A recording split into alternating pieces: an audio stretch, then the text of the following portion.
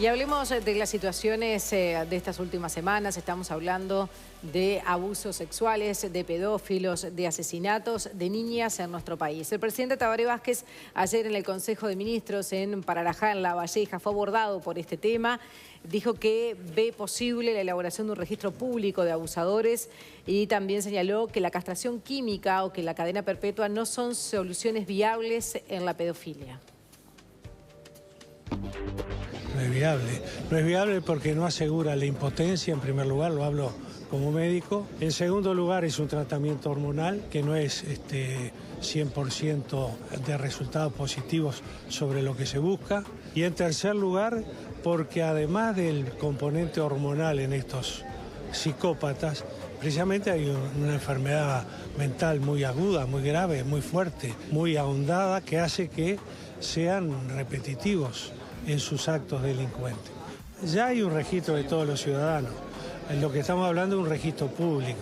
Yo creo que sí, que es viable, que hay que instrumentarlo, que hay que trabajar al respecto, que hay que tener todos los medios disponibles para poder luchar contra esta grave patología, que no es solo del Uruguay. Eso declaraba el presidente Tabaré Vázquez en Pararajá, donde se realizaba el Consejo de Ministros. Vamos a ahondar en este tema y vamos a recibir en la mesa de desayunos informales a Germán Aller, abogado, penalista y criminólogo, y a Teresa Herrera, socióloga y vocera de la Red Uruguaya contra la Violencia Doméstica y Sexual. Buenos días, gracias por acompañarnos. Hola, ¿cómo andan? Bienvenidos. Bien, comenzamos con Germán. ¿Estás de acuerdo con la propuesta de Tabaré Vázquez de que es viable este registro? Bueno, son varios temas, ¿no? En cuanto a un registro, en varios países se ha hecho y se ha hablado del tema. Eso no es tan preventivo como puede imaginarse. Desde el punto de vista fáctico, no necesariamente preventivo. Las personas que presentan este tipo de inconvenientes, sea si son inimputables, es decir, si son incapaces porque padecen una patología, lo cual no les permita motivarse en la norma de derecho y por lo tanto llevar a cabo conductas sobre las que no ejercen control, la idea del registro no. Va de suyo que no lo va a inhibir en absoluto, quizás en algún caso, la regla es que no. Por otra vía, si se trata de una persona capaz, es decir, que fuese sometible verdaderamente a un proceso penal y no a un régimen de medidas de seguridad de tipo curativo. Si fuese una persona capaz de culpabilidad, en esa hipótesis el registro se estaría equivaliendo, y eso es un grave problema que tendríamos que resolver desde el punto de vista del derecho penal, no solo la parte legislativa, sino dogmática y práctica, es decir, en todos los enfoques, ley, ciencia y praxis, tendríamos el gran problema de que se estaría superponiendo con los antecedentes penales. Ajá. Porque hay un régimen de antecedentes penales que en Uruguay hoy es de 5 años, en otros países es de menos, en otros es de más, eso es un tema aparte. Y entonces el registro se estaría equivaliendo. ¿El registro serviría para qué situación? Bueno, aparentemente para que las personas sepan quién mora, vive por allí. Eso, más allá del horror de este tipo de conductas criminales, atenta claramente contra la privacidad de las personas y sería un estigma que aún el individuo, entre comillas, si es que cabe la expresión, recuperándose, que es un terreno más de la psiquiatría que nuestro, si aún recuperándose va a cargar con ese estigma para siempre. Es un tema muy delicado. Sí, ahí se habla mucho de la justicia por mano propia. Exacto. Entonces, cosa distinta sería, más que hablar de un registro, que me parece que es una buena intención, pero no lo veo como un camino eficiente en la práctica. Puede ser una solución formal o de papel, pero no estrictamente en la práctica, en lo cotidiano, en nuestro ejercicio profesional. Quizás tendríamos que pensar en otro tipo de situación, como puede ser el equivalente a lo que tenemos con el funcionario público cuando delinque. Esto es, la pena se integra de 3 aspectos, no son penas accesorias. Tiene la pena de reclusión, vaya preso o no a la persona. Tiene la multa, que acá no tiene sentido ninguno. Y tiene la inhabilitación por X tiempo para llevar, por ejemplo, 5 años, 3 años, 2 años, lo que fuese, para llevar a cabo esa actividad pública. Traslado al campo de figuras delictuales, donde hablemos de personas capaces, además de culpabilidad, y entonces nos encontramos con un panorama que puede cambiar. Entiéndase, a la persona se le va a inhibir potencialmente de que trabaje con niños o que esté en determinadas zonas o lugares. Ese tipo de restricción de inhabilitación, llamémosle de esa forma provisoria, porque habría que estudiarlo bien, potencialmente sería algo a trasladar a la sociedad. Por ejemplo, que no estuviera manejando un taxi, como pasaba en este caso. Sí, y hay que estudiarlas, por eso digo, hay que estudiarlas. Pero ahí debería, por ejemplo, tener tobillera, porque si no, ¿cómo sabés que pones un policía a seguir a cada persona que sale, que cumplió con la justicia, porque la condena la cumplió, pero que con esos antecedentes habría que haberlo seguido? Tenés la tecnología hoy en día de por medio, perdón, ¿no? Pero tenés la tecnología de por medio que te puede ayudar en varias cosas. Pero Teresa, vos sobre el registro, ¿qué pensás? Sobre el registro, nosotras estamos totalmente de acuerdo. Creemos, existe en otros países, ha sido exitoso, es de las pocas medidas exitosas, porque hay algo que tenemos que saber, que cuando el río suena, agua trae. Entonces, y cuando el río sonó, y además sonó demostrado, a ustedes les acaba de pasar acá dentro de este canal un problema muy parecido, ¿no? Es decir, una persona que tenía antecedentes, esos antecedentes no fueron tenidos en cuenta y continuó trabajando con niños. Entonces, y muchas veces a nosotras se nos acusa de ser exageradas en determinados temas. Si se hubiera cumplido de que este señor no podía manejar un taxi, porque para manejar un taxi, para tener registro profesional en un transporte público, tú tenés que tener certificado de buena conducta. Todavía están averiguando cómo este señor llegó al taxi. Si pensáramos que cada vez que hay algún niño o una niña diciendo que fue abusado, se atendieran sus reclamos, se dijera, y mucho más si ha sido probado ante la ley, entonces en realidad lo que ocurre es que tenemos derecho a evitar que eso vuelva a ocurrir. Y ese derecho a evitar que pueda ocurrir, uno de los posibles caminos es el uso de la tecnología y es un registro de abusadores sexuales. Ese registro de abusadores sexuales en algunos lugares de Estados Unidos, por ejemplo, surge cuando se muda a un determinado lugar, los vecinos son informados de que esa persona está viviendo por ahí y por lo menos pueden alertar y pueden estar preocupados en torno... Esto no significa alentar de ninguna manera la justicia por mano propia.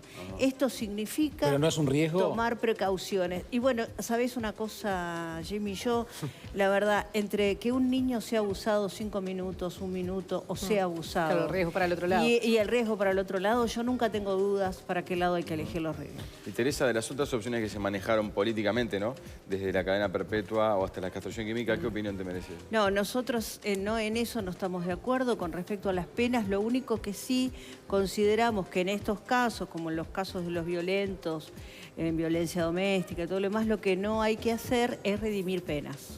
Es decir, esas personas no pueden redimir por buena conducta, porque estudiaron, porque trabajaron. O sea, castración química, cadena perpetua y pena de muerte, no están de acuerdo. No, en absoluto estamos de acuerdo. Bien. Germán, hoy escuchamos al fiscal Subía diciendo que en realidad lo que habría que hacer sería cumplir con lo que hoy ya está. Él decía, no estoy de acuerdo con agregar penas, aumentar, sino si hay que ser más preciso con lo que hoy está previsto. Si son 30 más 15, que sean 45 y no 20. Y que se cumpla eso. Claro, eso no redimir, por ejemplo. ¿Qué opinión jurídica con respecto a eso? Sí, yo concuerdo en la expresión en su sentido cabal. ¿Qué quiere decir? Que lo que tenemos en Uruguay alcanza y sobra. Que en general pasa en muchos aspectos de la reglamentación, de los códigos, de la norma, pero no tenemos en Uruguay nos sobra derecho penal. Exacto. Podemos exportar derecho penal como producto no tradicional. Y tenemos contraposición, contradicción de normas. Bueno. Entonces, sobre esa base de pensar en un derecho penal de garantías para víctimas y victimarios, para todos, porque cuando se habla del garantismo penal, se comete a veces el error de no establecer que las garantías son para todos y que las personas son presuntas inocentes o inocentes hasta que llegue un fallo de sentencia de condena, que son todos los problemas que nos plantean todas estas cuestiones de registro y todo lo demás también, de condenados, no condenados. Pero concretamente yo no puedo hacer referencia en sí a lo que decía el distinguido colega y amigo Gustavo Subía, porque no lo escuché, pero partiendo de la base de lo que vos me decís, efectivamente las penas tienen que cumplirse, pero eso no quiere decir, y ahí probablemente haya una diferencia con lo que decía Subía, que la hemos tenido muchas veces, siempre la discutimos. La pena no quiere decir que tenga que cumplirse el máximo. La pena se va también moldeando conforme a la conducta del ciudadano, claro, como es en cualquier sistema democrático. Estos 20 más los 30, perdón, más los 15, pueden que son 45, en realidad puede quedar en 20 o en 10. Claro, entonces, si una persona, en cualquier parte democrática y civilizada del mundo, una persona que lleve a cabo actividades que lo muestren más proclive a reinsertarse de forma adecuada, cual no pasa muy seguido, pero bueno, digámoslo así, en la sociedad, por supuesto que toda sociedad democrática debe tomarlo en cuenta. Es un deber ético, francamente un deber ético. Ahí queda claro que ni siquiera importa por qué delito, porque si no nosotros nos vamos deshumanizando y nos empezamos a parecer al criminal en el momento del hecho criminal. Bueno, de hecho se liberó un triple asesino justamente porque estudió, porque tenía buena conducta, etcétera, etcétera. Exactamente. Entonces, ahí aparecen obviamente discrepancias que tienen su lógica y argumentos sólidos de un lado y otro, pero me sigo quedando con la idea de que sin importar el delito que se haya cometido, cuando una persona muestra que tiene no solo buena conducta carcelaria, sino que trabaja, Jaime, estudia, etcétera, y todo, hay que reducir la pena, porque la pena pero no volvió es a que delinquir, se fue a Paraguay y volvió a delinquir. Claro, pero eso no quita, yo le quitaría el nombre propio porque es siempre discutible y los delitos que se le imputan en Paraguay, no sé si tendría que estar preso Paraguay por eso, dicho sea de paso. Entonces, pero eso es un tema de Paraguay, no de Uruguay. Y está pagando derecho penal de autor de Uruguay en Paraguay. Pero bueno, eso yo creo que es un tema mucho más complejo, tiene muchas complejidades. Bien, hablando de la rehabilitación, porque hoy me anoté una frase que dijo, porque escuchando también al presidente de la Sociedad Uruguaya de Sexología, Santiago Cedrés, dijo, no es un trastorno que se cura, estamos hablando de la pedofilia, dice, sino que lo va a acompañar a la persona por el resto de la vida. Lo que tratamos es de regularlo para que pueda socializar de una manera adecuada, hablando de la castración química. Y usted hoy habló de medidas de tipo curativa. Sí. ¿Es eso, la castración química? Nuestro Código Penal viejo, que hay que modificarlo, hay que tener un código nuevo directamente, pero sin perjuicio de ello tiene un régimen que es el que prima en general en el mundo, lo que llamamos un sistema de dopo binario doble vía o doble carril. ¿Qué quiere decir? Para las personas capaces de culpabilidad, las personas como creo que somos todos nosotros, ¿no? En principio, es decir, que cuando llevamos a cabo una conducta sabemos lo que estamos haciendo, sea con dolo o imprudencia, pero que en definitiva se nos puede imputar delito. Para esas personas como nosotros, que somos responsables, la consecuencia del delito es la pena. Será de reclusión, de multa o de lo que se quiera, pero es la pena. Pero hay personas que en cambio no tienen capacidad de culpabilidad, más allá de hechos que puedan cometerse que sean atroces, pensando desde lo más pequeño hasta lo más grave, que no son capaces de culpabilidad. Por ejemplo, si es una persona con una patología psiquiátrica de ese tenor, cuestión que no somos los abogados los que sabemos de esa parte psiquiátrica, son los psiquiatras. Y ellos nos dirán cuál es la situación del sujeto, y ahí veremos en el sistema penal para qué lado lo derivamos, como si fuese el lugar donde se confluyen las aguas de un río. Y veremos si va para el lado de la pena, y entonces la pena en Uruguay tendrá un máximo de 30 años, pensemos en conductas como las que están más o menos sobre el tapete, de 30 años y eventualmente las medidas de seguridad eliminativas, que es otro cantar. Pero por lo menos pensemos en el entorno de entre 15 y 30 años de reclusión. En cambio, si la persona es inimputable o incapaz de culpabilidad, la consecuencia es, lejos de lo que a veces se imagina, no es estrictamente que enseguida se vaya para su casa. Es más, puede ocurrir que esté internada no 15 ni 30 años, sino el resto de sus días. Claro, por esa incapacidad. Entonces esa incapacidad que no es pena, de alguna manera zanja lo que a veces la gente reclama, que se entiende como clamor de la gente que no está en eso, porque no tiene por qué, como yo no estoy en otros rubros. Dice, oh, estas personas no tendrían que salir nunca más. Mire, es que no sé si va a salir, porque si lo declaramos, si es responsable, bueno, salvo que la naturaleza cobre su vida, saldrá.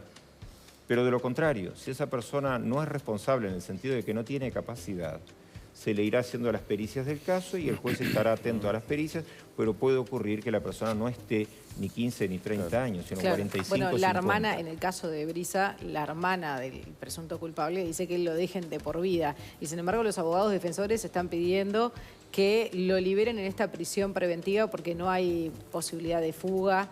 En este Ni caso, entorpecer el caso. Claro, y en este caso se puede pedir. Eso es otro tema, Sí. porque eso no es la pena. No, y es ahí la tenemos que tener un preventiva. cambio Por cultural eso, donde ahí los sí se medios puede juegan pedir. un rol fundamental, porque los medios quizás no han hecho la difusión total y seguramente nosotros no se lo dijimos a los medios, es decir, cargamos todos con una cuenta ahí, ¿no? Todos tenemos algo en el rosario. De que cuando las personas no son aún culpables, cuando no tienen una sentencia, en cualquier parte del mundo civilizado, tienen derecho a la libertad con restricciones.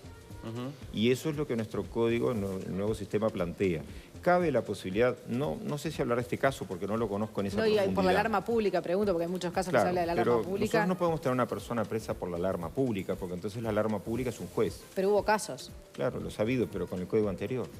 Con este el código nuevo tenemos que hacer un cambio de mentalidad, como lo ha hecho Chile, como lo ha hecho en parte Argentina, Brasil. Es decir, somos el último país hispano-luso-parlante que quedaba con un régimen así.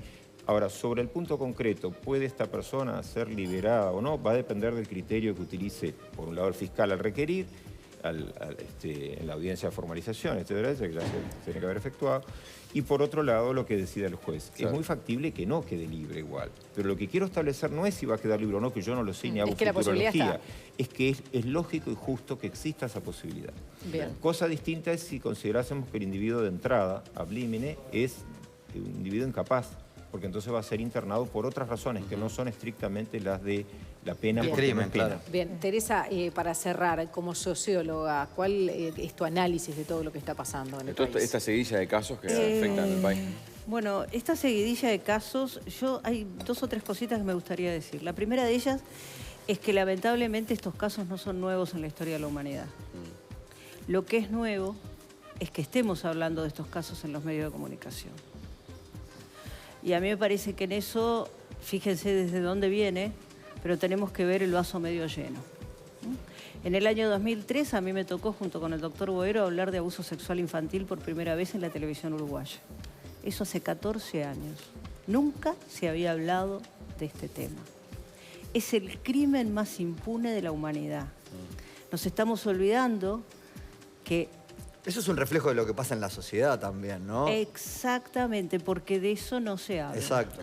Porque en la familia, porque eso no se escucha, círculo. porque yo no escucho los gritos de la vecina de al lado, porque trato de no saber que están abusando a mi sobrino o a mi hijo, porque es, ¿verdad?, la cosa de no mirar y no creer en la palabra de los niños. En este país, 2 niñas tuvieron que grabar con ceibalitas para que se les creyera lo que estaba pasando. Porque ya de antemano tenían la percepción de que no se les iba a creer, y esa es la percepción que tienen muchos niños. Sí, exactamente, porque ya saben, porque los niños no son tontos. Los niños saben perfectamente que no les creen. Los niños saben perfectamente el lugar de cuarta que ocupan en esta sociedad. Tú me preguntaste como socióloga, y sí, yo como socióloga te digo, la mayoría de los niños de este país viven en hogares pobres con necesidades básicas insatisfechas. El estudio de UNICEF que se acaba de presentar recién es clarísimo acerca de cuál es la situación de los niños. Entonces, más allá de que por supuesto puede haber patología psiquiátrica, existe la pedofilia, y si no preguntemos en la Iglesia Católica, pero independientemente de eso, lo que sí existe es un gran encubrimiento, una gran impunidad. Entonces yo digo, es horrible todo esto que ha pasado últimamente, pero también es bueno que lo podamos estar hablando en los medios. Y también es bueno que no en caliente, debatamos sobre cómo como sociedad tenemos que manejar estas situaciones. En el Parlamento en este momento tiene media sanción la ley integral. Esperemos que en diputados se apruebe rápidamente. Muchos de estos temas están contemplados en la ley integral. Pero yo lo que quiero decir es que como socióloga, como sociedad, ¿le creemos a los niños? Como sociedad, ¿protegemos a los niños? Como sociedad, ¿entendemos? Insisto, yo empecé hoy diciendo cuando el río suena. Entonces, a los niños hay que creer en la palabra de los niños. No hay que poner en duda. Y perdón, ahí seguramente voy a diferir con el abogado, pero insisto, entre que un niño siga abusado un segundo más y una persona durante algún tiempo tenga que mantenerse alejado de ese niño o privado de libertad, no tengo ninguna duda de cuál es mi elección. Bien, Germán Aller y Teresa Herrera, muchísimas gracias por acompañarnos. Muy amables. Pasa 1 minuto de las 9, tenemos...